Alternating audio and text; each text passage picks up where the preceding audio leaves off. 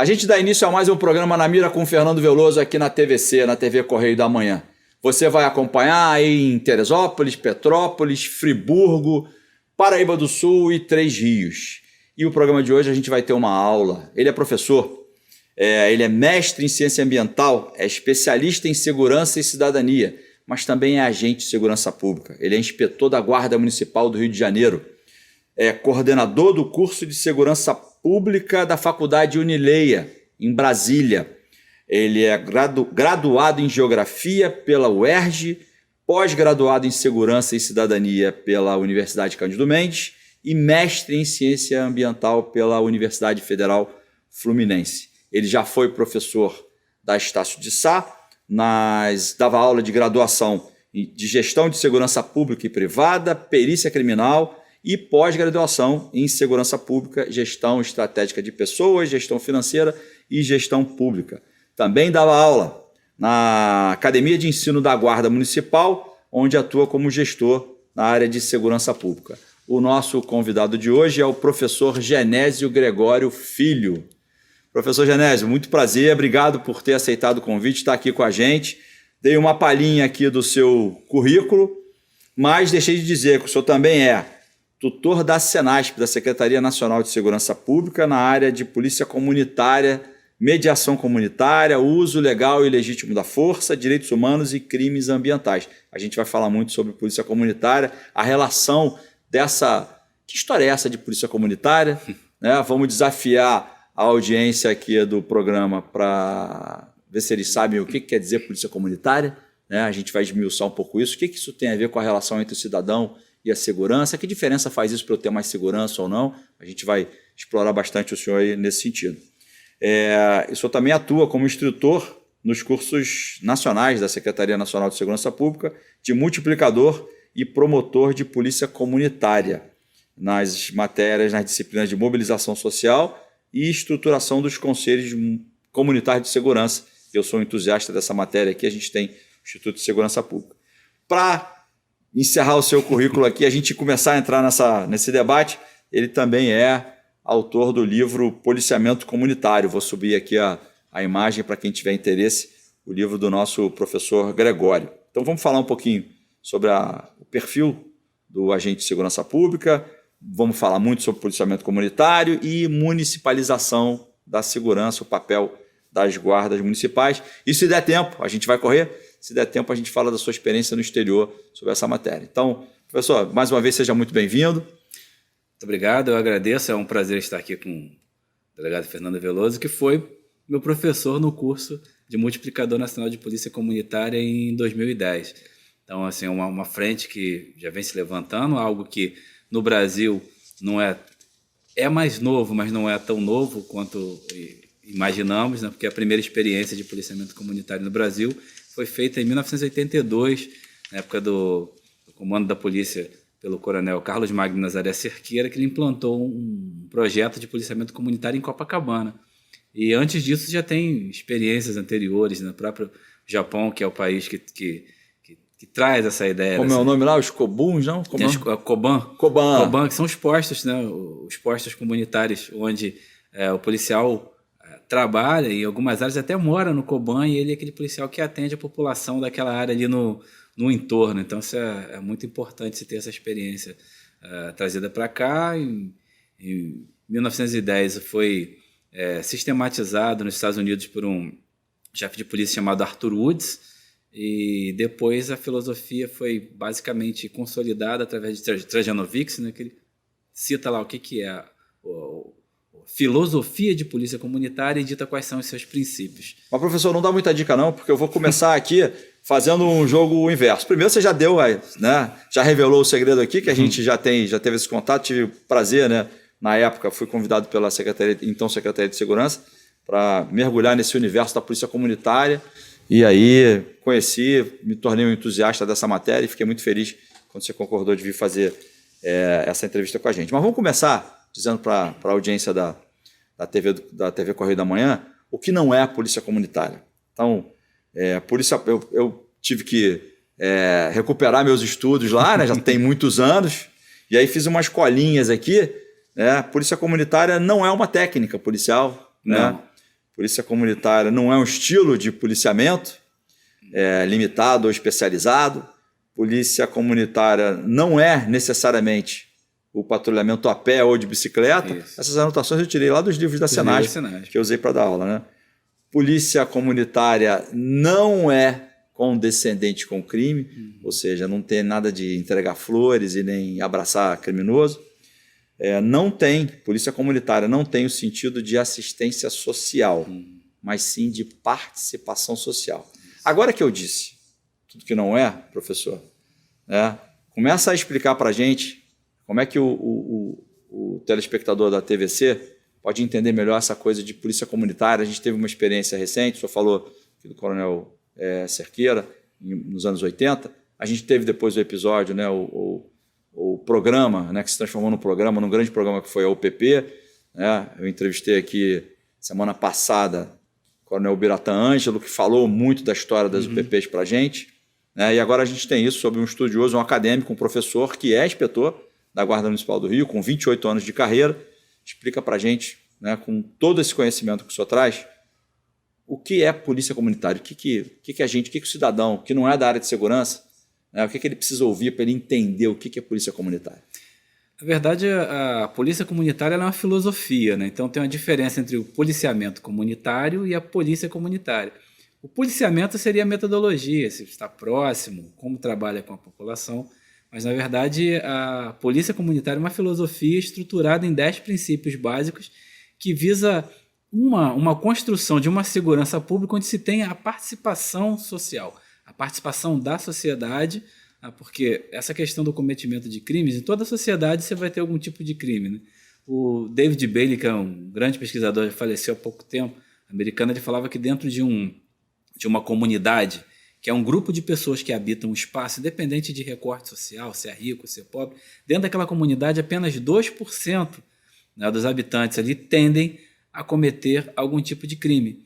E o fato todo é que a polícia gastava a energia dela toda com esses 2% e deixava de atender os outros 92%, os outros 98%, que são o cidadão que não comete crime, o cidadão de bem. Então é uma forma de você inverter esse papel e ter a participação social para que você consiga combater o crime. Né? Lembrando que o crime, né, a questão do crime, ele é sistêmico. Né? Então, quando se fala em segurança pública, também se fala em um grande sistêmico.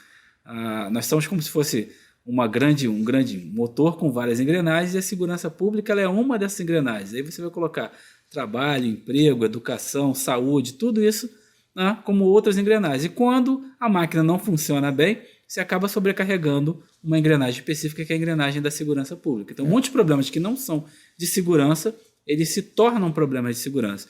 E o objetivo principal, né, da polícia comunitária é você trazer essa mudança e trabalhar com o caráter da prevenção. É você prevenir o crime, evitar que ele aconteça. Isso que é uma coisa que é muito interessante. Tem um professor lá de São Paulo, o Antônio Celso Brasiliano, que ele trabalha com análise de risco na área de segurança. Ele fala que dentro da segurança pública, né, dentro da segurança no aspecto geral, 85% do processo é de prevenção. 10% é dissuasão, que é a presença do agente ali, o cara olha, tem um policial ali, eu não vou querer cometer crime aqui. E 5% é quando se tem uma ocorrência. E a gente às vezes valoriza muito esses 5% e esquece dos outros 95%, que são a parte de dissuasão e a atuação preventiva diretamente.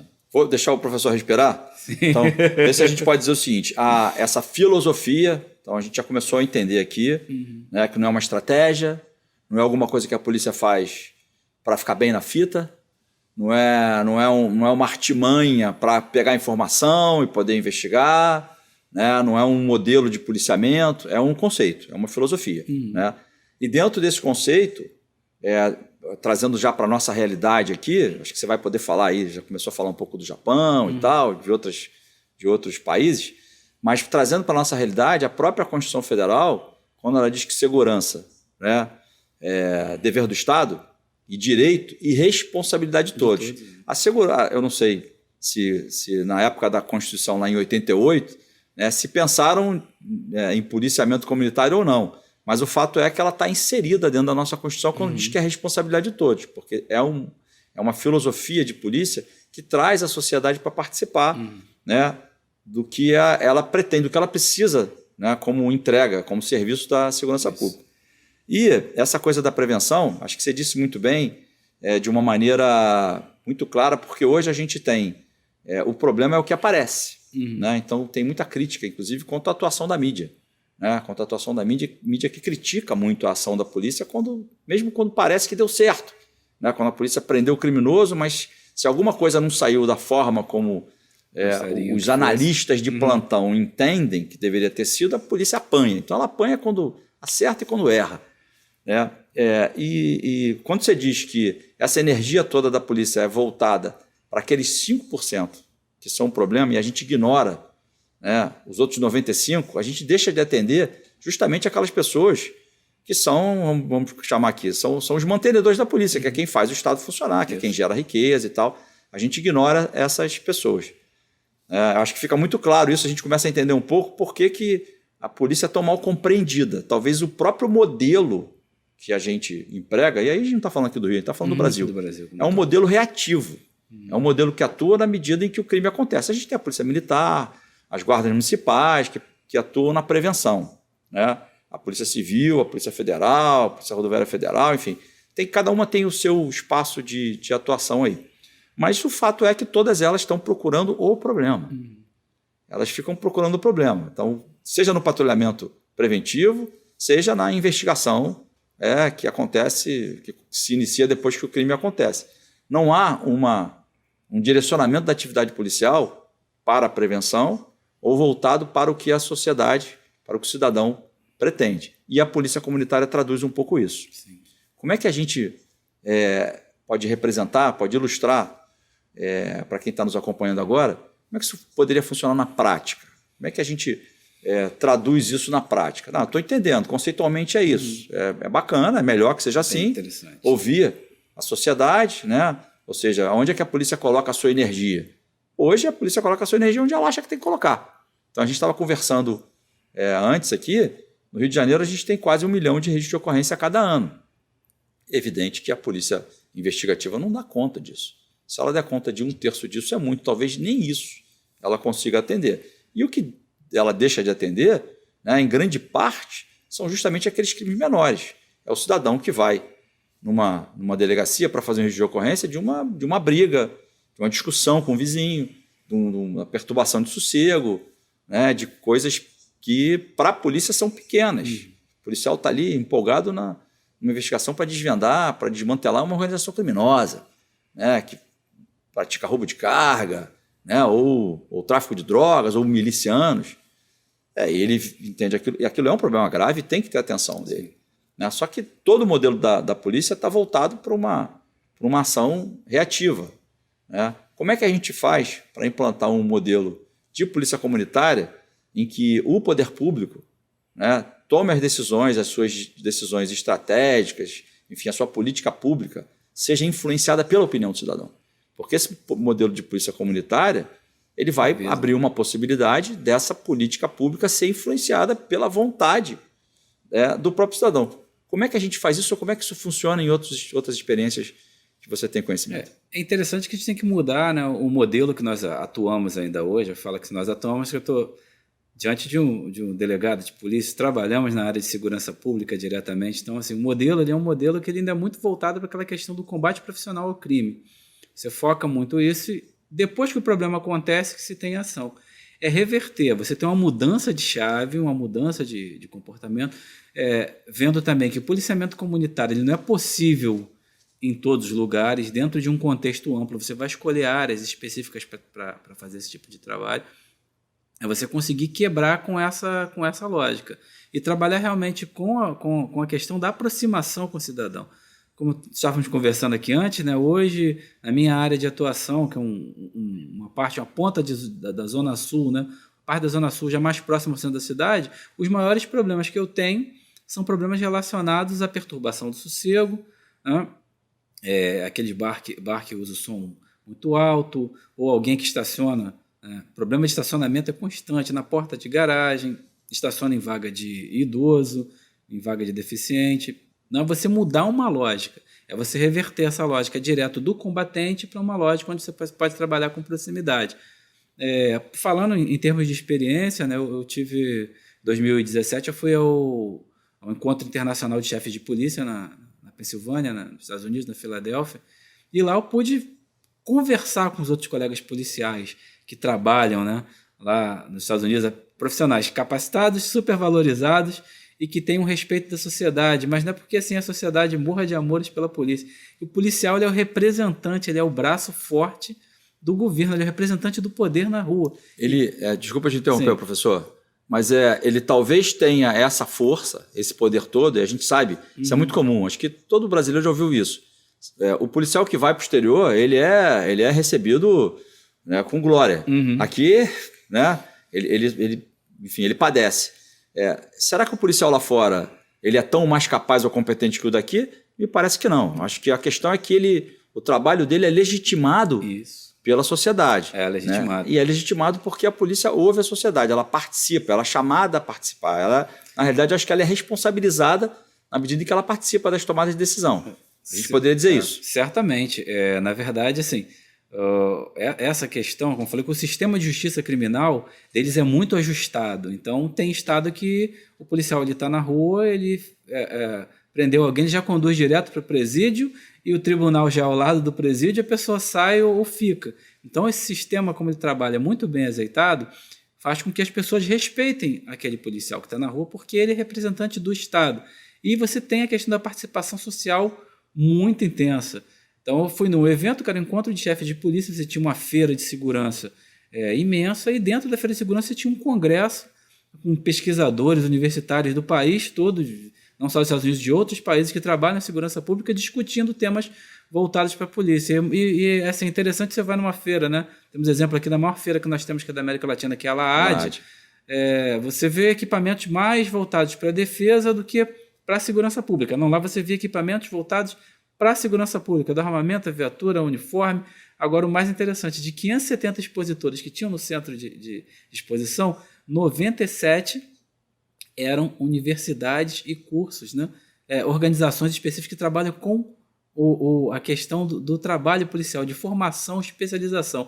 E lá o que eu percebi claramente é que eles não trabalham, né, para a polícia, eles trabalham com a polícia, resolvem soluções para a polícia. Não tem esse distanciamento, né? Você está falando do mundo acadêmico, essa proximidade do mundo acadêmico com o policial. Aqui a gente, né, as polícias têm um curso superior de polícia. Né? Aí quando a gente está chegando a um determinado estágio, né, tanto na polícia civil como na polícia militar, e a guarda acho que tem alguma coisa, não sei se tem alguma coisa no mesmo molde, mas é um curso superior de polícia, como se fosse o último curso de estágio. E aí você vai fazer isso no universo acadêmico. Então isso tem que ser muito negociado, porque essa é uma relação de tanta tensão, né, divergente, que há um conflito iminente ali a cada momento. Você está dizendo que em outros lugares, né, como nos Estados Unidos, essa proximidade com o mundo acadêmico traz benefícios. Né? Muito. Porque a polícia não tem que ter caixa preta nenhuma. Bem que pode haver divergência e devem haver divergências mesmo, mas essa proximidade ela traz benefícios para todos. Isso eu achei super positivo, né? Então o fato de você ter tanta envolvimento entre a polícia, a educação, reconhecimento de ambas as partes, alguns com os trabalhos muito interessantes, eles são muito comunitários, são uma polícia de proximidade. Apesar de ter uma formação básica, né, militarizada, que tem aquela questão da hierarquia, eles são policiais que trabalham mais com policiamento de proximidade, isso mesmo numa cidade grande como a Filadélfia. Então, assim, foi muito interessante ver essa experiência e ver que as pessoas participam. Então, andando na rua, né, interessante que eu vi que passou um veículo da polícia com um cidadão sentado no banco da frente da viatura. Aí eu perguntei para o colega policial de lá, mas o que está acontecendo? Está conduzindo? O que ele é? Como lá o ciclo de polícia é completo, de repente está fazendo alguma investigação, ele não estava com o uniforme na viatura. Ele falou, não, ele é um cidadão e ele quer fiscalizar o trabalho da polícia, ver o que a polícia está fazendo. Então ele vai no departamento de polícia, preenche uma ficha e ele pode acompanhar o policial durante o turno de serviço dele de 8 horas na viatura. Algo que aqui é inimaginável, sendo que lá, né, onde nós fomos, a polícia ela acessa qualquer lugar da cidade, né, mesmo. É uma outra realidade. Uma outra realidade. Então, quando se fala em segurança, a gente pode pensar somente na polícia. Tem que pensar no contexto social como um todo. E assim, impressionante que eu, enquanto guarda municipal, né, o tratamento que você recebe, chegou no aeroporto, você passa por toda a revista, a partir do momento que você é identificado como policial, o comportamento do policial que está ali do agente do Estado ali. Do agente do Estado, ele muda. Né? E quando você sair, teve um dia que eu tive que sair na rua para ir num jantar com o chefe de segurança do consulado dos Estados Unidos. Eu botei um uniforme e as pessoas paravam na rua para pedir para tirar foto. E, muito bem, você é de onde, policial, de onde? Do Rio de Janeiro. Muito obrigado pelos serviços prestados para a sociedade. Então, tinha um carinho que a gente não vê aqui, que a gente vê um distanciamento. Então, na verdade, você tem todo um trabalho, você tem uma polícia que é pautada no modelo anglo-saxônico, que sempre foi um modelo de proximidade, isso aí já é desenhado lá no século XVII, já é desenhado com esse formato que foi transmutado para os Estados Unidos. Então já tem essa questão da participação social muito próxima. Você vê isso ali, a comunidade discutindo, né, com a polícia alguns problemas, e tem um famoso empoderamento, de poder dar dicas, o que pode fazer, o que se pode melhorar. Isso que eu achei bem interessante. Você narrou uma experiência pessoal, e no que você estava narrando eu me lembrei de uma minha. E aí eu vou ocupar um pouquinho, vou perder um minuto aqui da tua entrevista para narrar essa experiência. Eu estudei nos Estados Unidos uma época, quando eu era bem novinho. Eu estava dirigindo um carro lá e eu não sabia, mas dos dois faróis, um dos faróis estava queimado. E eu não sabia. Eu estava com um amigo, estava indo para uma outra cidade à noite e a gente foi parado por uma viatura. Quando a gente viu a viatura atrás, né, acendeu o giroscópio e a sirene e tal, a gente ficou super assustado, né, porque era uma estradinha ali, secundária, e já fiquei com medo, né? Mas aí ele parou a gente e pediu os documentos, pediu tudo, verificou tudo. Eu não só atendi, dei a documentação, eu tinha a carteira de habilitação, tinha tudo que eu estava estudando. E aí ele disse, só sabe que o seu farol está queimado?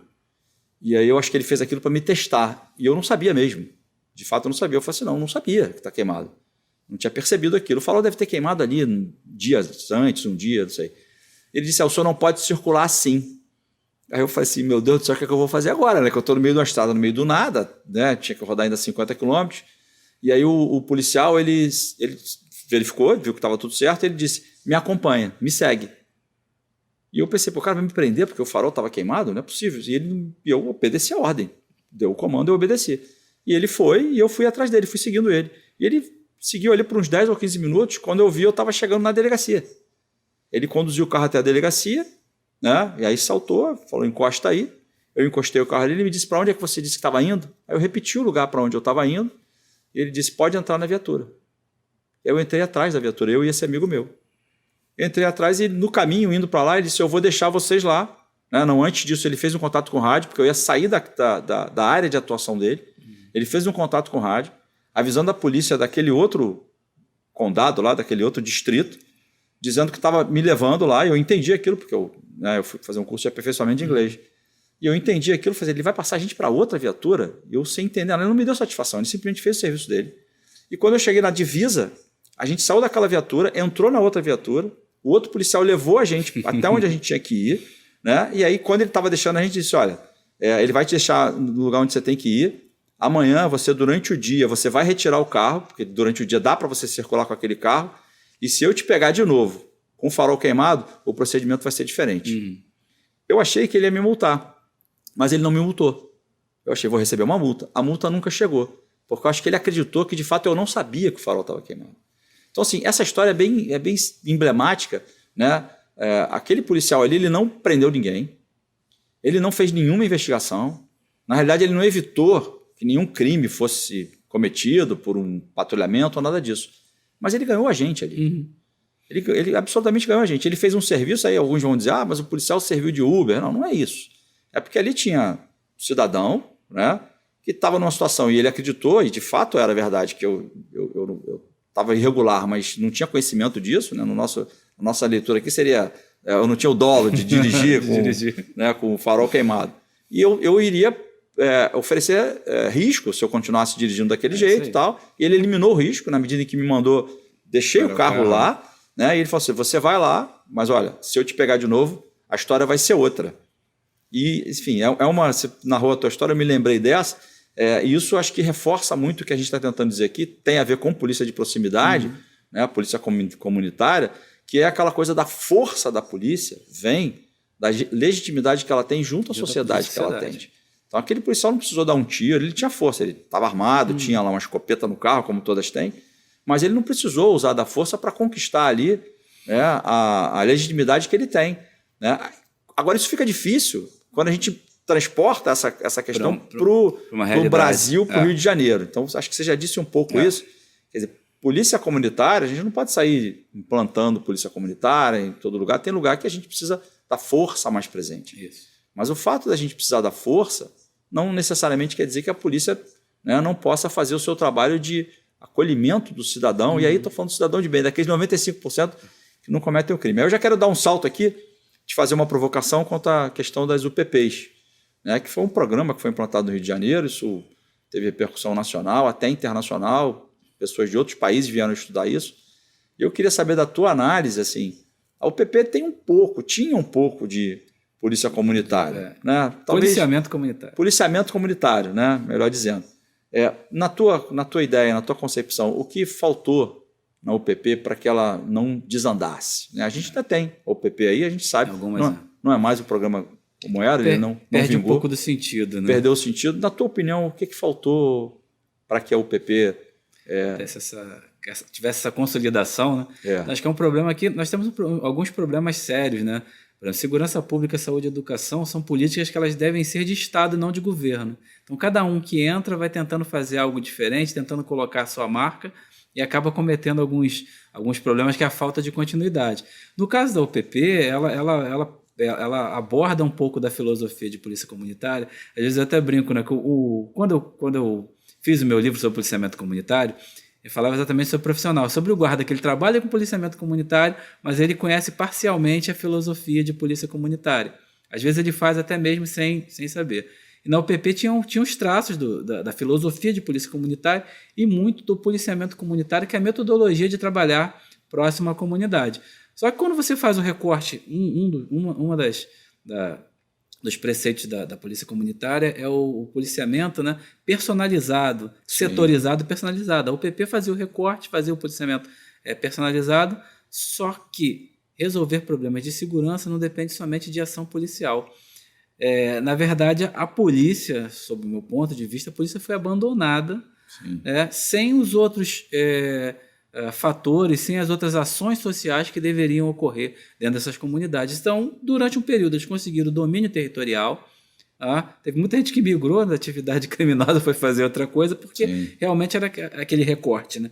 Pequeno, cheio de policiais, restringiu a ação de criminosos dentro daquele local, só que você não teve outras ações que complementasse isso. Ainda tem um problema maior ainda. Quando se fala em policiamento comunitário, a gente tem que vislumbrar resultados, né, a médio e a longo prazo, não de imediato.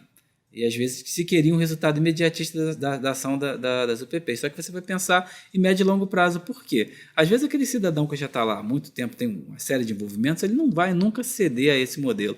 Você trabalhar principalmente com as crianças. As crianças, né? O futuro adolescente, né? Hoje é criança, futuro adolescente, futuro adulto, ele vai ter uma visão diferente do que é a ação policial. Vai sair daquela visão do pé na porta, do fuzil, do tapa na cara. Vamos fugir disso e vamos implantar uma outra ordem. Aí, para isso, você precisa de mais tempo. E acho que não deram tempo nem de se ter um amadurecimento das UPPs. Elas começaram a crescer, se expandir. Se consolidar. Aí que vem a grande questão. Como eu falei, tem projetos que são projetos de Estado e outros são de governo. É exatamente quando o governo ele começa a utilizar isso como ferramenta política. Você constrói várias UPPs e acaba... Foi capturada pela conveniência política. Exatamente, acaba esquecendo. Por exemplo, no caso do meu próprio trabalho, nós tínhamos na Guarda Municipal uma unidade específica que era o grupamento de guardas comunitários. E o meu livro ele foi escrito em cima de um estudo de caso de uma base que nós tínhamos em Vargem Pequena, que era o conjunto Bandeirante, que chamava de César Maia, né? Em homenagem ao prefeito da cidade na época. E fala exatamente sobre isso. Nós tínhamos um trabalho estruturado, ele ficou estruturado em 6 bases, tinham 2 bases que o trabalho dava super certo, essa de Jacarepaguá e a Ilha de Paquetá, que é já um ecossistema fechado, dava super certo, e quando você tenta expandir muito, você acaba perdendo em qualidade. Aí, quando se encerrou o projeto da Polícia Comunitária, em 2011, se implantaram as unidades de ordem pública, as UOPs, que é a Guarda Municipal, o contraponto da UPP. É uma área onde você tem uma base da Guarda, com um setor específico, onde o guarda ele trabalha com o smartphone, ele loga, e você tem o georreferenciamento de onde o guarda está dentro do território, teve uma ocorrência próxima aciona aquele guarda ali. E tudo isso foi feito de uma forma, a primeira lançada da guarda foi da Tijuca, e depois entraram nesse afã de fazer várias. E daí canibaliza a primeira, tira efetivo de uma, da outra, e você perde a essência. Às vezes vale mais a pena você fazer um projeto mais enxuto, mas que vai ser efetivo, vai te trazer resultados em médio e longo prazo, do que se tentar fazer algo grandioso e acabar perdendo sentido, que hoje, por exemplo, o pessoal falou na Vila Cruzeiro tem uma UPP, mas qual é o papel dessa UPP hoje? Agora, uma pergunta direta para você, professor Gregório. Você acha que a experiência que nós tivemos com a UPP, o fato dela ter meio que se travestido, vamos dizer assim, de um pouco de polícia comunitária, já até tinha algumas questões de polícia comunitária, não era necessariamente, né, um projeto de polícia comunitária, mas trazia um pouco disso. Você acha que a experiência que nós tivemos com as UPPs pode ter comprometido essa filosofia de polícia voltar a ser trabalhada de novo? Porque esses cursos de multiplicador de polícia comunitária, né, que eu tive a oportunidade de dar essas aulas, de ser instrutor, a gente se conheceu lá, né, você se especializou nisso, eles trazem uma conscientização para o universo interno, para o próprio policial. Né, porque a gente sabe que tem uma resistência, tem policial que acha que é a sua força que resolve, o policial faz um concurso difícil, passa para a polícia militar, passa para a polícia civil, passa para a guarda municipal, ele quer a força, ele quer mostrar que ele agora é a autoridade. Né? E a gente precisa lembrar ele que essa autoridade vem pela força, sim, mas também vem pelo reconhecimento da sociedade. Com certeza. E aí uma filosofia que já deu certo em outros países, que é milenar, né? A gente tem histórias aí na época do Japão, né, antigo, que demonstram que esse reconhecimento é a base do poder da polícia. Né? A gente não está dizendo com isso que a gente tem que... Só isso basta. Então, em alguns lugares, como é o caso do Rio de Janeiro, em que a gente tem áreas em que a gente tem que ter verdadeiros... a polícia quase que faz um papel de forças armadas, porque ela enfrenta questões que não são questões de polícia. Elas ultrapassam a esfera da atuação policial. São anormais. Na verdade, a gente tem atuação que ela é mais parecida com a atuação de unidade de intervenção tática do que segurança pública. Né? Extrapola. Né? Então, a gente tem experiência, como no México, por exemplo, em que as forças armadas entram na história para enfrentar o narcotráfico, porque a polícia já disse, eu não consigo. Você acha que está comprometido ou não? Ou a gente ainda tem... porque eu vejo hoje a discussão sobre segurança pública está muito, assim como tudo, está tudo muito polarizado, tudo muito extremo. Quer dizer, ou é o extremo de lá ou é o extremo de cá. Né? E aí cada um tem a sua... Né? Isso é ruim, porque a gente acaba... Né? Hoje há uma máxima, né? A gente vê uma máxima que volta com muita força, que é aquela coisa de a gente tem que prender mais. A gente tem que usar mais a lei e a ordem. Claro, eu sou delegado de polícia e a minha fala passa um pouco por isso, mas a gente sabe o quanto isso consegue impactar na vida do cidadão ou não. Há um limite para isso. Há um limite. Isso não vai resolver tudo, como você disse. Assim. A gente precisa de uma polícia em que o cidadão olhe para essa polícia e confie nela. Não adianta a gente ter a melhor polícia do mundo, mais bem equipada, né? Mesmo que nós tivéssemos isso, né? Com um quantitativo suficiente de policiais, seja militares, civis ou guardas municipais, que ainda assim, se essa polícia não conseguir ter a legitimidade, a gente não vai conseguir criar um ambiente de paz social que todos nós queremos. E aí, por isso que eu te faço essa pergunta, como eu sei que você é um estudioso do assunto, né? A gente não está nem falando de ambiente aqui, de meio ambiente, né? Você é mestre também. Vamos tentar falar disso de municipalização de polícia, mas só responde para mim primeiro isso. Você acha que está condenado isso ou a gente ainda tem esperança? A gente tem esperança porque acho que esse problema é um problema que também tem muita resistência cultural interna organizacional. Mas quando a gente fala que assim, mudar a polícia, a gente não precisa mudar a polícia, a gente tem que mudar a sociedade. Como a sociedade ela vê como ela se integra com a polícia. Agora, quando se fala em processo formativo, a gente tem que ver que tem algumas coisas que ainda são muito tradicionais dentro das instituições, que elas devem ser mudadas até para que se tenha essa proximidade. Porque a visão, né, que, como falou, que tem unidades que trabalham basicamente como grupos de intervenção tática, que se trabalham numa guerra, e isso é basicamente uma visão do militar, de força armada, né? Aquela questão de, eu tenho que estar ali, tem um inimigo específico, eu tenho que eliminar esse inimigo. E às vezes isso é traduzido para a segurança pública. Sim. Acho que essa chave que precisa ser mudada, mas não é algo que a gente consegue fazer com uma canetada. Né? Eu lembro que teve um determinado governador para a nova polícia, aí muda o adesivo, mas não mexe no conteúdo. Então tem que se pensar de uma forma mais ampla e com resultado para médio e longo prazo. Acho que ainda precisa passar por várias gerações, não só de policiais, para se mudar. Lembro quando falavam muito aqui no Rio de Janeiro em fazer a fusão, fazer a polícia de ciclo completo, fundir a polícia civil com a polícia militar. Pode fundir as duas e vai demorar uns 30, 40 anos para você ter realmente uma nova polícia. Sim. Porque a cultura de ambas as instituições ainda vai permanecer ali latente durante muito tempo. Então, tem essa esperança, sim, mas depende de ações que pensem segurança pública como sistema e para médio, com resultados para médio e longo prazo. O imediatista, a gente já sabe como é que as coisas funcionam. Teve um governador que disse que em 6 meses resolveu o problema da segurança. Poxa, não precisa ser muito antigo, precisa ter muito cabelo branco para lembrar dessa história. Em 6 meses eu vou resolver o problema da segurança. Eu vou te fazer uma colinha aqui, porque você está falando de polícia comunitária, e aí eu extraí lá daqueles livretos lá da Senasp o seguinte, quais são os elementos da polícia comunitária? Acho que a gente já disse isso aqui, mas está organizado. É a prevenção do crime baseada na comunidade. Isso. Então não é a prevenção do crime baseada no olhar da que a polícia, ou na prioridade que a polícia elenca. Um outro elemento é a reorientação das atividades de patrulhamento. Então esse patrulhamento ele é reorientado a atender essa necessidade da comunidade, não da mancha criminal só. Porque a gente trabalha somente com mancha criminal, que é algo que é extremamente dinâmico. Dinâmico, e muda. E deixa de atender aqueles outros 95% que são os nossos clientes. Exatamente, assim, é o cliente da segurança pública. Aumenta a responsabilização da polícia.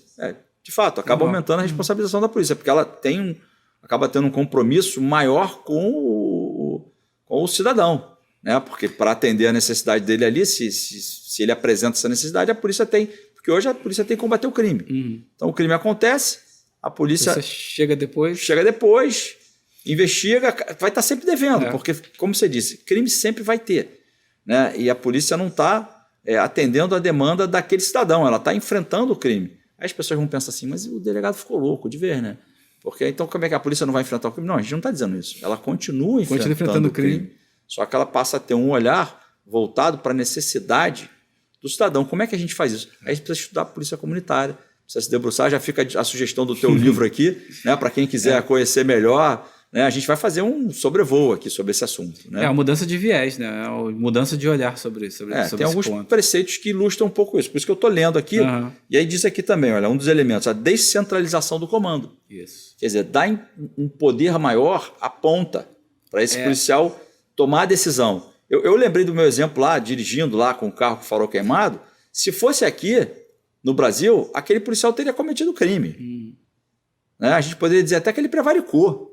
Porque ele deixou de me autuar e tal, mas na realidade o poder que ele teve ali foi um poder, né? Foi a descentralização do poder. A gente aqui faz o contrário, talvez muito até por conta dessa questão militarizada. Hierarquizada. Na verdade, você não consegue fazer um bom trabalho no topo se você não ouve a base. Então aquele guarda, o policial que está lá na ponta, né? Até falando no policiamento comunitário, o cara está lá no setor dele, ele viu um bueiro com a tampa aberta. É um problema de segurança pública? Não, mas pode se tornar. Pode se tornar. A partir do momento que alguém que sofreu um acidente, ele entra em cena. Então ele vai, vou entrar em contato com o órgão que é responsável para fazer essa manutenção aqui e evitar que o problema aconteça. Uma poda de árvore por causa de iluminação, o local está muito ermo, está escuro. É um problema de segurança pública? A princípio, não. É um problema que é aqui na Fundação Parque Jardins. Mas passa a ser, mas pode refletir. Se tornar. Eu vindo para cá, eu reparei, né? Eu reparei por acaso que tinha, né, não havia poda nas árvores e tinha sinalização do trânsito, inclusive, que estava encoberta por isso. Então pode se tornar um problema de segurança pública, até a gente está falando de tiro aqui, violência direta, mas de acidente de trânsito também. Né? Gera outros fatores. Outros fatores. E o último, né, que eu acho que é o mais interessante aqui, que é o policiamento orientado para a solução de problema. Isso também é um dos preceitos da polícia comunitária. Quer dizer, o policiamento passa a ser orientado para a solução do problema. Que problema? Os problemas que vieram dessa interação com a comunidade. Né? Fala um pouco para a gente também dessa coisa do Conselho Comunitário, que você também né? Dos Conselhos Comunitários de Segurança. Na verdade, aqui no Rio de Janeiro você tem a instituição por lei dos Conselhos Comunitários de Segurança. Cada área integrada de segurança pública, que é a área que é coberta por um batalhão, né, por uma delegacia, ela tem um conselho e esses conselhos têm reuniões mensais. Essas reuniões são abertas ao público? São abertas ao público, onde você tem a participação da sociedade e os membros, né, natos do conselho são as forças de segurança, as polícias, bombeiro, guarda municipal, então participam todo mês das reuniões de conselho e é nesse conselho onde você ouve, né, Houve os problemas que a comunidade tem. Não é como usar aquilo só como se fosse uma ouvidoria, uma forma de você interagir e atender aquelas necessidades. Eu trabalho na área da 2ª ISP, né, que cobre aqui Botafogo, Laranjeiras, Flamengo, Urca, Catete, Largo do Machado e Glória. A gente todo mês a gente participa da reunião e é muito legal que hoje nós temos uma facilidade tecnológica, esses grupos que são criados no WhatsApp ou em outros aplicativos com os moradores e os representantes da segurança pública. Às vezes aparece algum tipo de problema e ele que nos informa, nós não conseguimos abranger todos os lugares ao mesmo tempo. Sim. E às vezes está acontecendo um problema específico, nós somos informados e vamos... Traz direto pela comunidade local. Exatamente, vamos agir... A reunião do Conselho de Segurança é meio que um radar para a segurança pública. Isso, um radar é importante, é onde você tem a oportunidade de trocar essas ideias. E o que se cobra muito no Conselho de Segurança Pública são trabalhos que são voltados para a prevenção, além assim, de tentar mitigar problemas que já são... conhecidos. Na minha área de atuação específica, hoje eu tenho um problema muito grande com população de rua, né? Nós passamos por um problema econômico, o centro da cidade hoje teve um esvaziamento por causa da própria pandemia de Covid, muitos comércios fecharam e boa parte da população de rua que atuava no centro, né, como perdeu aquela movimentação, migraram para os bairros da Glória e do Catete. E como é que nós vamos resolver isso? É um trabalho que ele é exclusivo da guarda, do batalhão? Não, é um trabalho que é feito com a assistência social, com a prefeitura, com o Estado que tem uma hotel. É uma rede que tem que ser acionada. Exatamente. Se a gente for falar só de polícia, a polícia vai fazer o quê? A polícia militar, a guarda municipal vão fazer aquela presença ostensiva, né? E aí essa presença ostensiva serve para todo mundo, né? Para o criminoso que está ali ou para a pessoa que por acaso está na rua e pode vir a cometer o crime, né? Esse é o trabalho de polícia, é o que a gente vive hoje. É a filosofia que a gente tem implantada hoje. Né? Quando a gente fala de polícia comunitária, eu estou sempre puxando aqui o negócio para o lado da polícia comunitária, a gente está falando de uma interação que pode vindo da sociedade local, dessas reuniões de conselho comunitário, ela pode ser colocada, pode ser inserida dentro de uma prioridade a ser trabalhada também pelas polícias até através do acionamento dessa rede de acolhimento. Dessa população, né, que pode vir também a cometer. Aqui ninguém está dizendo que, né, são criminosos, mas parte dessas pessoas podem vir a praticar crimes. Algum tipo de crime. Na verdade, você tem uma diversidade muito grande. Então, tem desde aquele cara que às vezes trabalha no centro da cidade, mora na Baixada, não tem condição de pagar a passagem todo dia para voltar para casa. Sim. E dorme na rua, como você tem pessoas que às vezes já estão com a família desestruturada, são usuários de droga. Então, é um universo que ele é muito, muito amplo. E o trabalho ele é um trabalho que ele é feito através de ações intersetoriais. Você não vai resolver o problema sozinho. Por isso que eu falo, a segurança pública hoje, né, não é um problema exclusivo das forças de segurança. Sim, claro. Você tem que ter uma visão muito mais ampla para poder conseguir resolver esses problemas. E essa questão da participação social ela é fundamental. E a participação ela vai além. Você dá um empoderamento à comunidade para ela apontar, você pode trabalhar mais nesse aspecto aqui do que nesse aspecto. Sim. Você priorizar onde é que vão ser as ações através desse empoderamento e não utilizar o Conselho Comunitário de Segurança somente como ouvidoria, só lá para o cara ficar falando no teu ouvido, que eu estou com um problema disso, com um problema daquilo. Mas a pior participação é a não participação. Exatamente, é quando a pessoa participa, né? E aí é igual assim, por exemplo, na minha área de atuação, às vezes a pessoa me manda uma mensagem, eu até resolvo o problema através daquilo que ela mandou, mas a pessoa faz o registro lá no 746, que é o número da prefeitura, né, que faz os chamados, para a gente ter a estatística do que está acontecendo naquela área. Isso também nos ajuda a fazer uma leitura sobre cada tipo de problema que você tem, qual setor que eu posso atuar, nos horários, através Às vezes as pessoas não sabem nem para onde tem que dirigir determinada reclamação. Eu participei de uma reunião de conselho comunitário, me chamaram, por acaso, até da sua região lá, né? Porque eu fui delegado da delegacia do Catete. Na realidade, foi a primeira delegacia que eu fui titular. E um amigo que participa, que é ativo, ele me chamou, eu fui com ele nessa reunião, um dos temas que foi bastante discutido lá era uma dúvida, porque as pessoas não sabiam para onde direcionar, né, aquela reclamação. E aí isso foi sanado ali na reunião do Conselho Comunitário, porque tinha gente da prefeitura ali, tinha participantes da prefeitura. Professor, mas eu queria aproveitar, já que a gente falou de Conselho Comunitário, né, as pessoas podem saber quando essas reuniões acontecem, aonde elas acontecem. Normalmente isso circula em grupos, né, de WhatsApp, hoje é muito comum isso, mas o site do ISP, do Instituto de Segurança Pública, ele traz essas datas, essas reuniões. Todos os conselhos, todas as datas do Instituto de Segurança Pública, além de ter as estatísticas locais, e artigos também para quem quer entender um pouco mais sobre segurança pública. Muito importante lá o Instituto de Segurança Pública que promove, né? Fica a sugestão, né? A gente está colocando aqui na descrição, mas eu estou de olho no relógio, eu sabia que ia correr, ele corre mais do que a gente, ele consegue, né? A gente não consegue acompanhar. Professor, eu queria que a gente falasse um pouco, você falasse um pouco sobre municipalização da segurança e o papel da Guarda Municipal. Você é inspetor da Guarda há 28 anos. 28 anos. Você é acadêmico, você é mestre, você estudou segurança, você tem uma experiência baseada, né, em modelos de outros países, inclusive, né? Você é professor. Como é que você vê essa questão da municipalização da segurança pública e o papel da Guarda Municipal? Na verdade, quando se fala em segurança pública, né, tem aquela questão do caput, do artigo 144. Eles querem botar como se fosse um rol taxativo. Agora, há pouco, 2019, a Polícia Penal também foi incluída nisso. E a Guarda está lá num parágrafo específico, né, que é o parágrafo 8º, onde fala que os municípios podem fazer essas guardas municipais para trabalhar o trânsito, a questão de bens, serviços e instalações, né, ou conforme dispuser a lei. Quando fizeram em 1988, você não tinha lei que falava sobre isso. E em 2014 você tem uma lei, que é a Lei 3022, a lei federal. O Estatuto da Guarda. É o Estatuto da Guarda Municipal que cria esse quadro de polícias municipais no Brasil. Só que, assim, em termos de legislação, nós estamos assegurados, mas falta você ter isso consolidado e tem alguns problemas técnicos e políticos que estão nesse meio que, às vezes, fazem com que esse avanço não seja tão rápido. Você vai para São Paulo, você tem um avanço muito grande da questão da municipalização. O que você considera avanço da municipalização?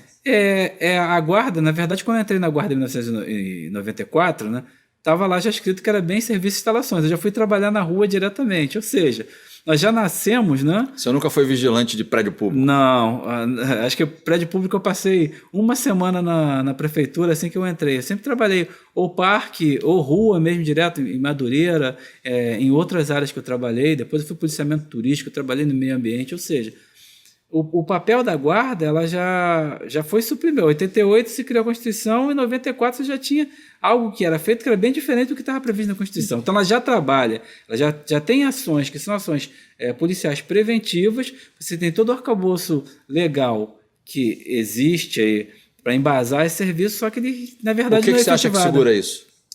Tem muita questão que é política, tem interesses que são interesses particulares, né? Que acho que às vezes o interesse particular ele acaba ferindo o interesse da sociedade. A sociedade ela quer segurança, né? Ela clama por segurança e muitas vezes você fica preso, né, nesse imbróglio político e não consegue. A sociedade quer segurança, ele diz tudo. O cidadão quer segurança, ele não quer saber quem vai fazer. Não. O que ele quer é saber que alguém faça. Exatamente. Ele tem uma carga de tributos enorme. Ele vive assustado, ele dá um telefone para o filho, não sabe se o filho vai ser vítima de alguma coisa por causa do telefone. Se ele não der, quem é vítima é ele, porque o filho massacra ele querendo no telefone. Mas, enfim, ele quer que alguém faça. E aí não dá. Nos tempos atuais, né, que a gente chegou hoje, por acaso os indicadores criminais estão diminuindo, né, isso está consolidando, né, a gente infelizmente pode dizer isso, né, mas não dá para a gente desprezar a força, né, o potencial que tem as guardas municipais no enfrentamento à criminalidade. A questão é como a gente faz isso, qual a identidade que a gente deve buscar, qual é a melhor identidade para a guarda. Não é espelhar a polícia militar. Não, a identidade hoje que está na Guarda, até pelo próprio estatuto, é essa identidade do policiamento de proximidade da ação preventiva. Então, quando eu fui, da própria experiência que eu fui nos Estados Unidos, lá você tem, por exemplo, a região metropolitana é como se fosse um condado. Tem lá os seus municípios, você tem ali a polícia do xerife. Mas cada município tem o seu departamento de polícia que trabalha integrado com a do xerife. Você tem as polícias do estado, são as State Patrol, cuida das estradas e trabalham integrados. Você tem lá o FBI, que é a Polícia Federal, que trabalha integrado. Então, na verdade, é o somatório de forças. As polícias elas são municipais em vários lugares do mundo. Aqui no Brasil, hoje, nós já temos um total, né, segundo alguns dados da própria Federação Nacional de Guardas Municipais, quase 140 mil agentes. Quantos esses agentes não poderiam contribuir na segurança pública? No Brasil, 140 mil agentes. No Brasil. E sendo que, como eu falei, o São Paulo é uma referência. Você vai para a cidade, por exemplo, no interior de São Paulo tem vários lugares onde o efetivo da Guarda Municipal é maior que o efetivo da polícia. Então, na verdade, eles não prestam apoio para a polícia. É a polícia que trabalha junto com a Guarda Municipal. A Guarda Municipal do Rio hoje deve ter quase o mesmo número de efetivo que a Polícia Civil. Tem 6.400, sendo que desses 6.400 tem uns 1.300 que são readaptados, estão fora de função fim. E a gente hoje tem um problema de falta de um turnover. Tem que renovar porque a nossa média de idade está muito alta. O pessoal da minha época, eu sou dos comandantes mais novos, estou 49 anos, fazer 50 agora em setembro. Então, tem que fazer uma renovação. E quanto a esses homens que estão aí, esses 6.400, eles podem ajudar em diversas questões. E quando o cidadão está na rua, que ele está passando sufoco, e chega alguém para atender, ele não quer saber se é municipal, federal, estadual, extraterreno, ele quer que alguém atenda. Então, na verdade, serviços são esses que você diz assim, a guarda poderia fazer, além desse policiamento? Primeiro vou antecipar uma outra pergunta. Você diz que a guarda de São Paulo é referência. Por que a guarda de São Paulo? Porque ela é armada? Por isso que ela é referência? Não é porque é referência. Na verdade, ela a Lei 3022 já se enquadra no padrão deles, né? Então, a guarda uniformizada, uniforme preferencialmente azul marinho, armada, trabalhando nessa questão da... Você é a favor de armar a guarda municipal? Na verdade, eu não... Eu quero te provocar com essa pergunta. Eu não posso, professor, eu não posso falar que assim, eu não sou contra ou sou a favor, porque vai ser mera opinião. É o que está previsto no Estatuto de Desarmamento, é o que está previsto... Mais de 500 mil municípios com mais de 500 mil. Mais de 500 mil habitantes, porte integral, e é o que está previsto na 3022. Então, assim, sendo legalista, né, é o que você acha que armar a Guarda Municipal, na forma que estabelece lá o 3022, ele vai trazer, certamente traz benefícios, mas traz problemas. Traz ônus. Faz uma análise para a gente de armar a Guarda Municipal. Na verdade, o que se tem, já exerce em vários pontos essa questão da atividade de cunho policial, e o que se precisa é muito treinamento, é muita doutrina para não ser o mais do mesmo, não repetir erros semelhantes. Então, não cometer, não dar continuidade ao cometimento de erros que a gente vê acontecendo. E para isso é que eu falei, treinamento, mudança de mentalidade. Como é uma instituição nova, né, a gente ainda tem aquela cultura que não está tão consolidada, dá para você fazer esses ajustes. Não cometer os mesmos erros que as outras polícias vêm cometendo, né, que são bicentenárias, são mais antigas. E às vezes foca muito nessa questão do combate profissional ao crime. O foco é específico e esquece dos outros 98% que a gente tem aí na sociedade que poderiam contribuir. Então, assim, hoje, né, a questão do armamento não é uma questão que assim, que eu não queira, é o que está previsto em lei. Aí tem lá, salvo engano, acho que é o artigo 30º da nossa lei orgânica, que fala que a guarda deveria trabalhar desarmada, mas aí tem uma lei orgânica, mas você tem uma lei federal. E como é que fica isso? É uma discussão que ainda vai render bastante. Eu te fiz essa provocação, que eu sei que é uma provocação, ainda mais você com 28 anos de guarda. Há muitos guardas, eu sei que há muitos guardas que batalham por isso, né? E a gente tem um entendimento quanto a isso. Eu acho que armar a guarda é uma necessidade em razão da situação de violência que o Rio chegou, mas eu sou favorável a que isso seja feito de uma forma criteriosa, sem que a guarda jamais perca, né, como as polícias, né, tradicionais, vamos dizer assim, anteriores, perderam, né, essa proximidade com o cidadão. A gente começou o programa falando de polícia de proximidade, né, polícia comunitária. Agora, então a gente não é... Por isso que essa discussão ela se estende, ela é bem maior. Talvez a gente possa fazer isso até no outro programa. É interessante que esse período que nós trabalhamos desarmado, né, ele nos dá um know-how de proximidade.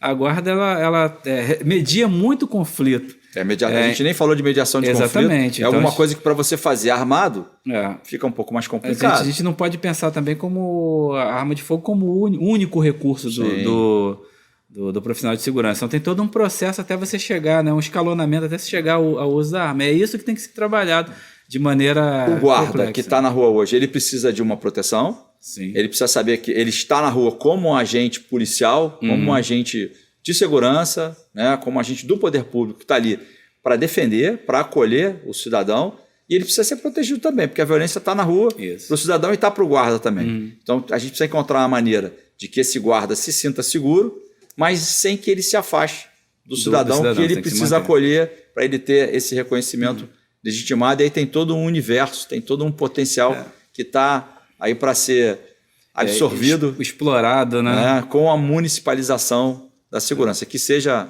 né, a polícia municipal, que a guarda seja a polícia municipal. Professor, eu vou precisar dizer aqui que a gente está terminando, a gente está estourando, o relógio está gritando ali comigo. Te agradecer uma vez mais. Eu que agradeço. Por essa participação aqui. Eu acho que eu não tive habilidade suficiente para explorar tudo que eu tinha que explorar de você. Vamos deixar esse programa com um gostinho de quero mais. para encerrar aqui, diz para a gente, dá o teu recado para a audiência da TVC, né? Da tua leitura sobre essa questão de municipalização, do papel da Guarda Municipal, enfim, do que a gente conversou aqui sobre polícia comunitária. Dá o teu recado em poucas linhas. Ao público, da nossa audiência da TVC, que segurança pública é algo que é importante, é assunto de todos, como está previsto na Constituição Federal, e vocês aí que têm nas suas cidades, suas guardas municipais, valorizem, são profissionais honrados, profissionais que buscam sempre a especialização e que podem contribuir muito para a segurança do município. Então, assim, essa questão da proximidade ela é fundamental, ainda mais nas cidades que são menores, né? Essa possibilidade de proximidade é ainda maior do que na metrópole, né? Tem que explorar isso e cobrar, trabalhar em parceria para que esse trabalho, mais do que um trabalho legal, pautado na lei, seja um trabalho legitimado. Né?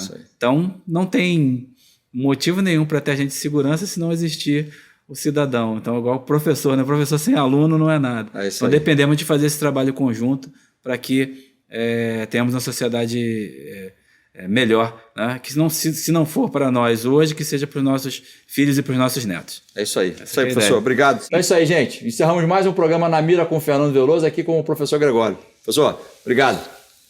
Isso aí.